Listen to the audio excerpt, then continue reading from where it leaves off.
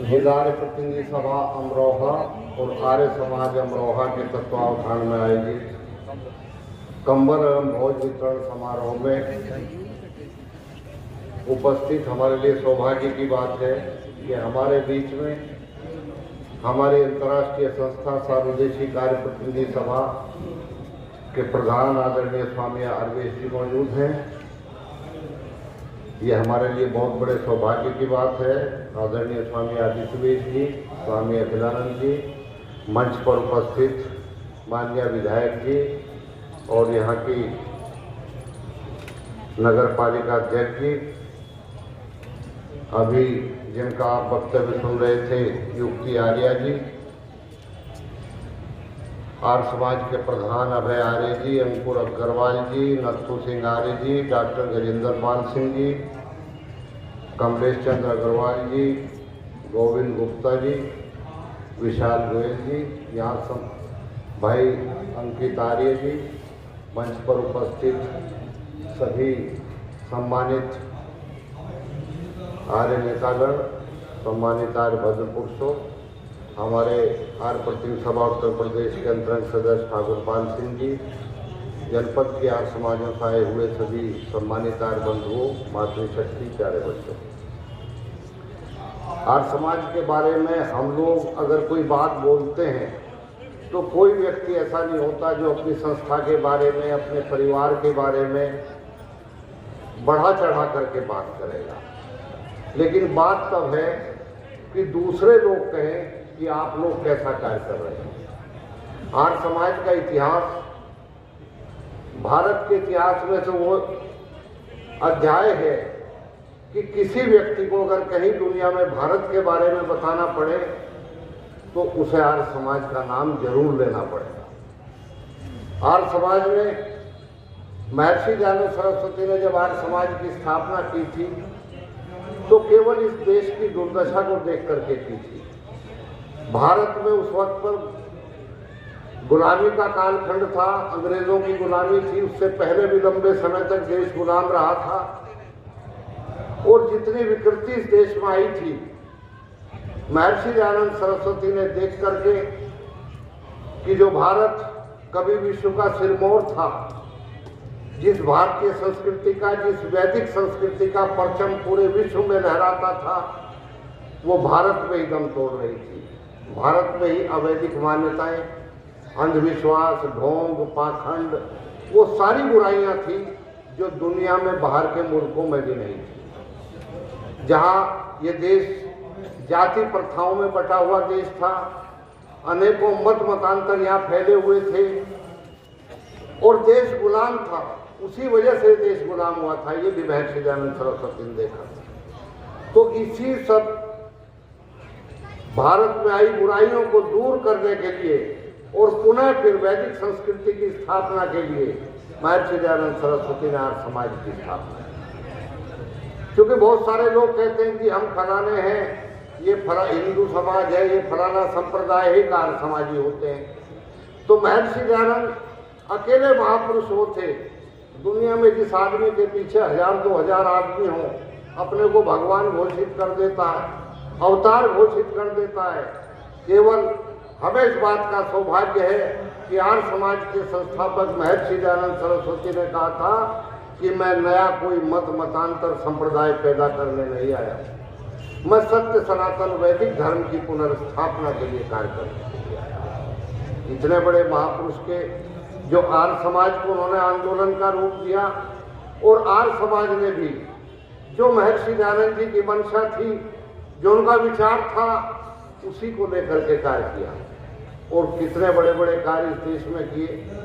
Doctor Jaipal Singh व्यस्त जी, विधायक हमारे डॉक्टर हरि सिंह ढिल्लो जी, ये लोग आर्य समाज के साथ उतना हमारी तरह संगठन में रह करके कार्य नहीं किया, लेकिन अपने सार्वजनिक जीवन में इन लोगों ने आर्य समाज के कामों को देखा है और वो आज के समय में देखा है। लेकिन कुछ चीजें इतिहास की हैं जो हमें बतानी पड़ती हैं। आर्य समाज आज हमारे देश में, क्योंकि आज एक बहुत बड़ा काम चल रहा है देश में, प्रांत में अब सरकारें सनातन संस्कृति की रक्षा की बात करती हैं। अभी मैंने देखा, पर्चे में भी लिख रहा था कि आर्य समाज हिंदुत्व की रक्षा के लिए। बात हालांकि ठीक उस तरह की नहीं है, लेकिन एक बात मेरे ध्यान तुरंत उसे ही देख करके आई, और कुंवर सुखलाल जी का जिक्र भी व्यस्त जी ने किया। आर्य समाज हमारा जो आज हमारे देश में बृहत्तर हिंदू समाज है, उसकी रक्षा का काम करता है। और हमारे आर्य समाजी हालांकि बहुत मायनों में हम दूसरों की पोस्ट फॉरवर्ड करने में लगे हुए हैं, लोग नहीं जानते क्योंकि हम दूसरों की तरफ देखते हैं। लेकिन एक समय वो था, आर्य समाज मूर्ति पूजा में विश्वास नहीं करता, एकेश्वरवाद को मानता है, वैदिक धर्म को मानता है।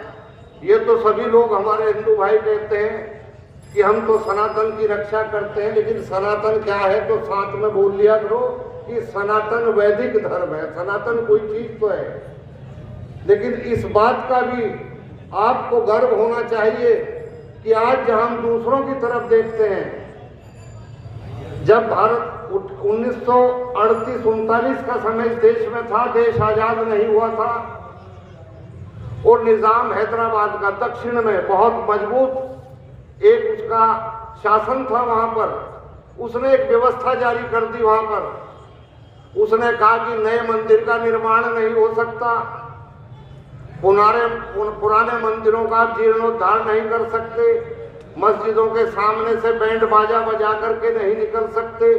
जितनी पाबंदियां थी वहां उसने आयत कर दी। आर्य समाज के मंदिर नहीं थे वहां समाज के भवन नहीं थे। लेकिन जब वहां हिंदू मंदिरों पर, हिंदुओं पर अत्याचार हुआ, तो उस वक्त पर अगर किसी ने आवाज उठाई, हमारे साथी जानते होंगे कि आरएसएस की स्थापना 1925 में हुई थी, और जब आर्य समाज की आरएसएस की स्थापना हुई थी, उससे पहले आर्य समाज अपने उरूज पर पहुंच चुका था, इस देश के लिए बहुत बड़े बड़े काम कर चुका था।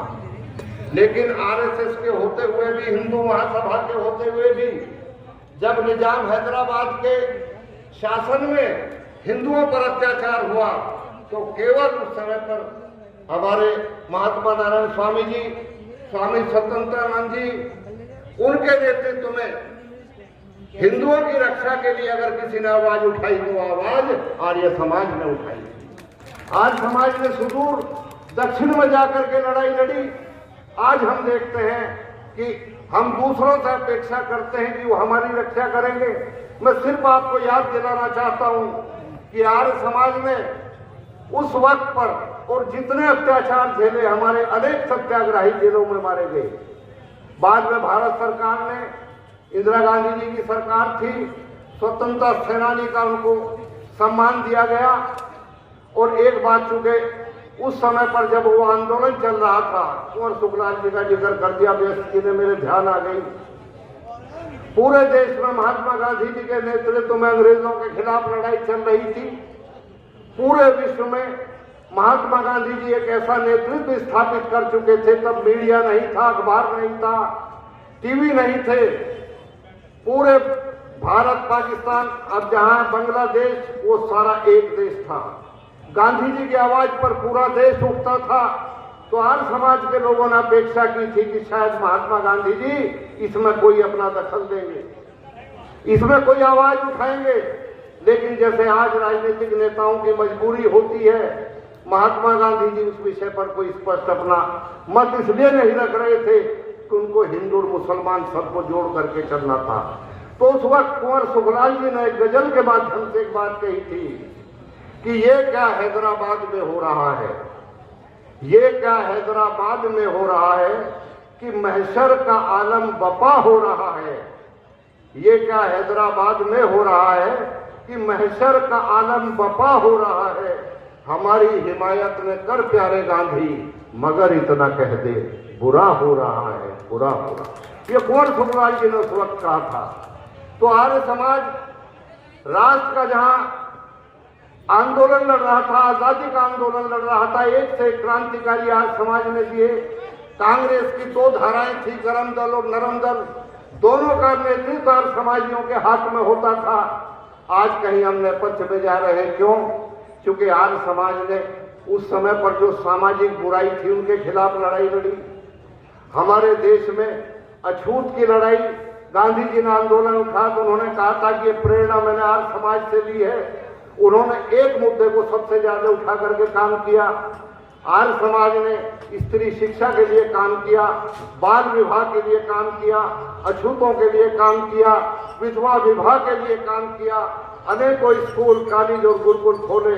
परिणाम ये निकला जब ये देश आजाद हुआ और इस देश का संविधान लिखा गया तो जिन मुद्दों को लेकर के आर्य समाज ने लड़ाई लड़ी थी वो आज भारत के संविधान में है, वो कानून बन करके काम कर रहे हैं। आजादी के बाद शायद हमारे लोगों ने सोचा कि हमने जो लड़ाई लड़नी थी वो लड़ ली, लेकिन नहीं, हमें केवल अपना इतिहास दोहराने भर से काम नहीं चलेगा। आज भी समाज में बुराइयां हैं, आज भी बहुत सारे दोष हैं। आर्य समाज ने जब जब सामाजिक मुद्दों को लेकर के लड़ाई लड़ी, राष्ट्र को नेतृत्व देने का काम किया। आज भी बहुत सारी बुराइयां हैं जिनके खिलाफ हमको लड़ाई लड़नी है। आर्य समाज एक लड़ाई लड़ रहा है। मैं अभी हरि सिंह ढिल्लों जी को कह रहा था, मैं कि आप भारत में आपकी सरकार है, उत्तर प्रदेश में भाजपा की सरकार है, भारत का एक प्रांत जहां से हमारे प्रधानमंत्री जी आते हैं, नरेंद्र मोदी जी आते हैं, गुजरात, वहां पर शराबबंदी लागू है। अगर प्रधानमंत्री जी के गृह प्रदेश में शराबबंदी लागू हो सकती है तो भारत के दूसरे प्रांतों में क्यों नहीं लागू हो सकती? और हम लोग उस आवाज को क्यों नहीं उठा सकते?